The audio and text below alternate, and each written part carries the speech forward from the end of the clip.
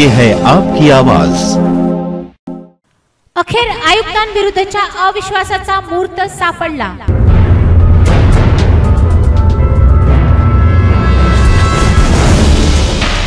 राजकीय पक्षाचे खरे चेहरे येणार समोर।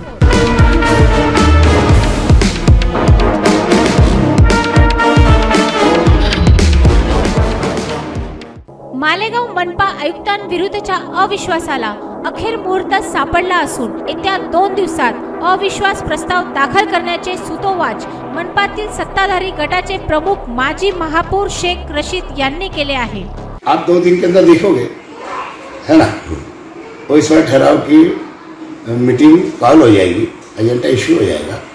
विरोधी गठबंधनाने याआधीच सत्ताधाऱ्यांनी आयुक्तांविरुद्ध अविश्वास प्रस्ताव दाखल झाल्यास त्याचे समर्थन करण्याची घोषणा केली आहे। हम अविश्वास के साथ एकदम ठाम है, मगर लाने वाले जो लोग बोल रहे हैं वो कितने ठाम है ये तो उनको पता होना चाहिए। हमारे अकेले के पास का होता तो मैं आज अविश्वास लेके आ जाऊं। त्यामुळे यंदा आयुक्तांविरोधात अविश्वास प्रस्ताव दाखल होणे जवळजवळ निश्चित असले तरी हा प्रस्ताव पारित होतो की जनतेच्या डोळ्यात धूळफेक होण्याचा खेळ होतो यावर संपूर्ण शहराचे लक्ष लागून आहे।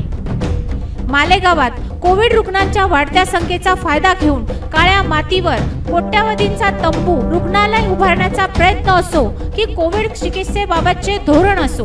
अगर हम मानते पहले दिन से इस शहर में जब कोविड के नाम पे टेंट लगाने का सवाल आया, उस वक्त सबसे पहले मैंने बोला था जब कमिश्नर को आए कुछ दिन हुए थे कि ये कमर्शियल कमिश्नर है। आयुक्त आणि काही मंडळी मालेगावची तर यांची एक मिली भगत झाली। मला तर डाऊट आहे की आयुक्त सुद्धा त्या हॉस्पिटलमध्ये पार्टनर असतील। सारा तर पूर्ण शहरभर ऐकलं आहे की सारामध्ये ते पार्टनर आहेत, कदाचित लोटसमध्ये सुद्धा असतील।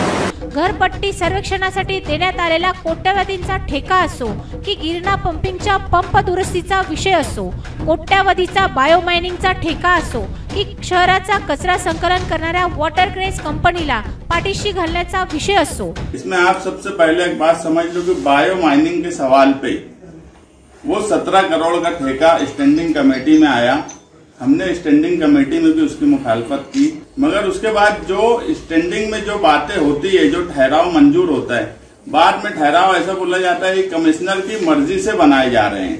अटल गिरीश का हम लोगों ने महासभा के अंदर ठहराव किया था उसको रद्द करने का, और बाकायदा उसके ऊपर पूरी कार्रवाई चलते चलते उसको नोटिस देने के लिए आयुक्त के पास आयुक्त की तरफ भेज दिया गया और आयुक्त ने उसको वो रद्द करना चाहिए। और मैं समझता हूं कि इसके अंदर मिली भगत दिखती है आयुक्तों की खुद और जो माजी सभापति ने जो ठहराव किया उनकी। मनपा आयुक्त हे मालेगावात रुजू झाल्यापासून मनपा लोकप्रतिनिधींच्या रडारवर राहिलेले आहेत। बनावट ठेके तयार करून त्यांच्यात भ्रष्टाचार करण्याचे मास्टरमाइंड असल्याचा आरोपही आयुक्तांवर लागलेले आहेत। आज जो कमिश्नर यहाँ बैठा है वो बादशाह बन के बैठा है मालेगांव शहर का, भ्रष्टाचार का मास्टरमाइंड कमिश्नर है। याचाच परिपाक म्हणून मनपा आयुक्तांविरुद्ध अविश्वास दाखल करण्याची घोषणा मनपाच्या सत्तेची सूत्रे हातात असलेले माजी महापौर शेख रशीद यांनी केली होती। यावेळी संपूर्ण शहराचे लक्ष सत्ताधारी अविश्वास कधी दाखल करतात यावर लागलेले होते। विशेष म्हणजे सत्ताधाऱ्यांच्या अविश्वासाला आमचा पाठिंबा असेल अशी घोषणा विरोधी गठबंधन आघाडीनेही त्यावेळी केली होती। आपको अगर ध्यान होगा तो इससे पहले 6-7 महीना पहले एक मर्तबा पूरी ताकत से अविश्वास सत्ताधारी लोगों ने लाने की कोशिश की थी, और जैसे ही शेख रशीद साहब का पत्रकार परिषद लेके ऐलान किए कि हम अविश्वास लाने वाले हैं, और मैंने दूसरे ही दिन पेपर में ये दिया कि हम कमिश्नर के खिलाफ अविश्वास में सत्ताधारी लोगों के साथ में। पण पडद्यामागील तडजोडीचे फलित हा अविश्वास प्रस्ताव बाळगण्यात झाले।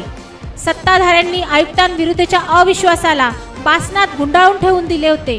आकड्यांचा खेळ मांडत विरोधी गठबंधन अविश्वासाच्या पाठीशी असूनही त्यांच्यावरच सहकार्य करत नसल्याचा आरोप व नंतर कृषी मंत्री दादाजी भुसे यांच्या सांगण्यावरून अविश्वास प्रस्तावाचे नियोजन स्थगित केल्याचा खुलासा शेख रशीद यांनी केला होता।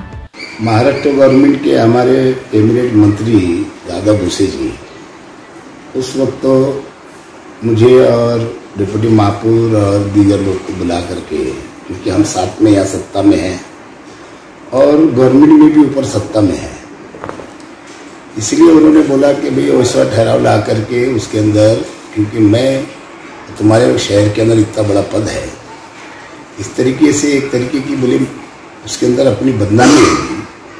इसका मतलब ये होगा कि मेरी सरकार में यहाँ तो चलती नहीं, यह आयोग तो मेरा सुनता नहीं, इसलिए वो खुद बदली करा के जाना चाहता, तो तुम थोड़ा उसके लिए विराम लो, रुक जाओ।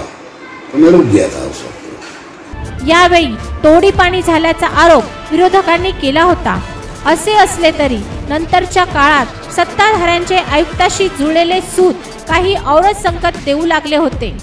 आयुक्तांविरुद्ध अविश्वासाचा कांगावा करून सत्ताधाऱ्यांची मालामाल लॉटरी लागल्याचा आरोप होऊ लागला होता। यंदा एक वेळ पुन्हा सत्ताधारी व महागठबंधन आघाडीने आयुक्तांविरुद्ध भ्रष्टाचाराच्या आरोपाचे राळ उठवून त्यांच्या विरुद्ध अविश्वास प्रस्तावाचे सूतोवाच केले आहे।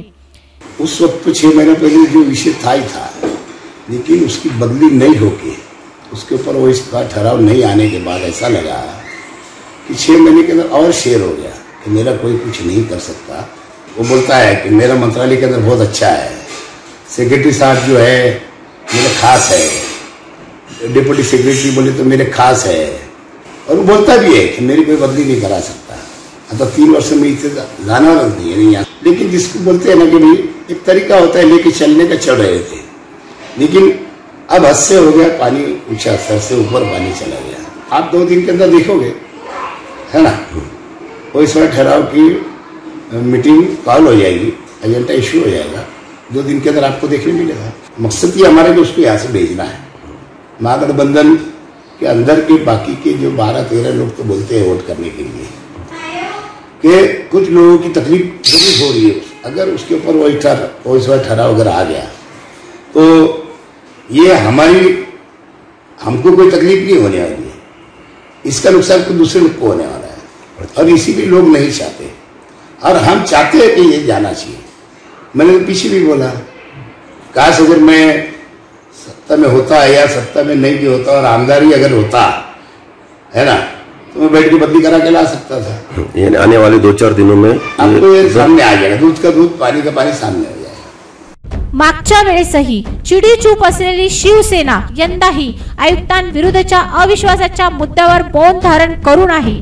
त्यामुळे अविश्वास प्रस्ताव दाखल झाल्यास शिवसेनेची भूमिका काय असेल यावर शहराचे लक्ष लागून आहे, कारण आयुक्तांच्या गैरकारभाराला कृषी मंत्री दादाजी भुसे यांचे पाठबळ असल्याचा आरोप केला गेला आहे। दादा भुसे कमिश्नर की सरपरस्ती करता, अगर कमिश्नर को वो खुद भी मानते कि चोर है, कमिश्नर को दूसरी पार्टियां भी मानती चोर है, तो फिर उनके ही मंत्री जो इख्तिदार में बैठे हैं तो वो उस कमिश्नर की सरपरस्ती कर रहे हैं। अविश्वासाच्या पाठीशी राहून हा आरोप घोडून काढण्याची संधी शिवसेनेला चालून आली आहे।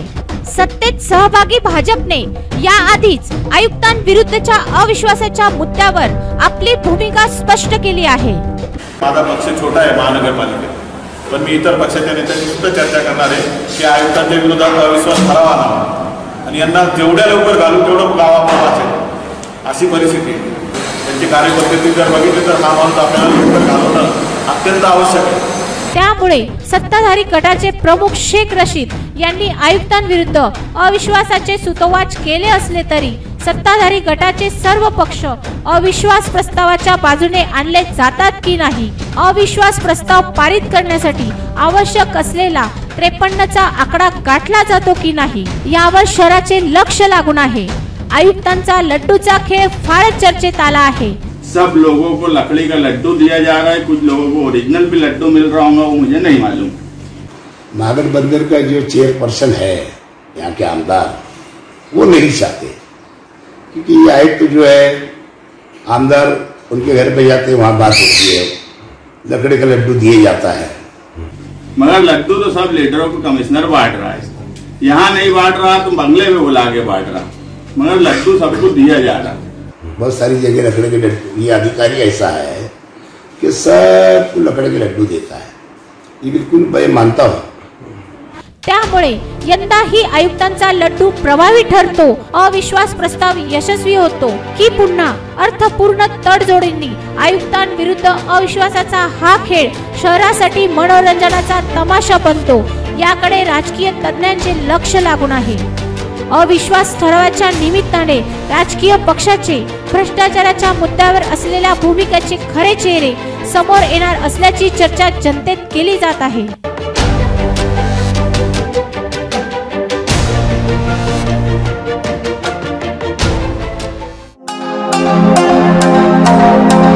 हेलो मालेगांव, ये है आपकी आवाज।